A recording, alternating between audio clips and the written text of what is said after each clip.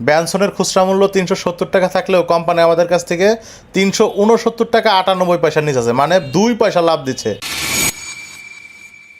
এই যে আমার দোকানের জন্য ৫,২৩,০০০ টাকার সিগারেট রাখলাম। এই যে আমার দোকানের নাম মেসার সাউন্ড ট্রেডার্স।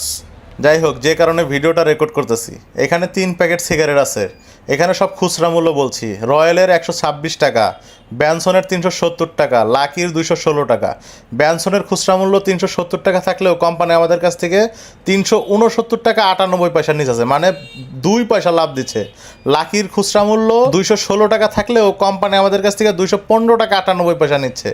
রয়্যালের খুচরা মূল্য ১২৬ টাকা থাকলেও কোম্পানি আমাদের কাছ থেকে ১২৫ টাকা ৯৮ পয়সা নিচ্ছে, মানে দোকানদারকে লাভ দিচ্ছে কত? ২ পয়সা। ভিডিওটা করার মেইন উদ্দেশ্য হলো এটা আমি আজকে ভোক্তা অধিকারকে পাঠাবো, দেখি ওনারা এটার কি ব্যবস্থা নেয়। এমআরপি নির্ধারণের মূল উদ্দেশ্যই হচ্ছে ভোক্তা ও খুচরা বিক্রেতার স্বার্থ রক্ষা করা, কিন্তু বাস্তবে দেখা যাচ্ছে এই অগ্রণী ট্রেডিং কোম্পানি ইচ্ছাকৃতভাবে এমন মূল্য কাঠামো তৈরি করেছে যেখানে রিসেলারের কোনো প্রফিটই থাকছে না। এ ধরনের কৌশল শুধু অন্যায় নয়, বরং এটি একটি বড় ধরনের নীতিগত দুর্বলতার সুযোগ নেওয়া। প্রশ্ন হলো, এই ব্যবস্থায় কারা লাভবান হচ্ছে? তারা এইভাবে কোটি কোটি টাকা হাতিয়ে নিচ্ছে এবং তাদের হাত অনেক উপরে, তাদের ধরতে পারবেন না কেউ। কিন্তু সবাই যদি চুপ থাকি তাহলে এই অন্যায় নিয়মে পরিণত হবে। পরিবর্তন শুরু হয় সচেতনতা থেকে। আমি আমার অবস্থান থেকে বিষয়টি তুলে ধরলাম, আপনারা ভাবুন, প্রশ্ন করুন এবং প্রয়োজনে আওয়াজ তুলুন।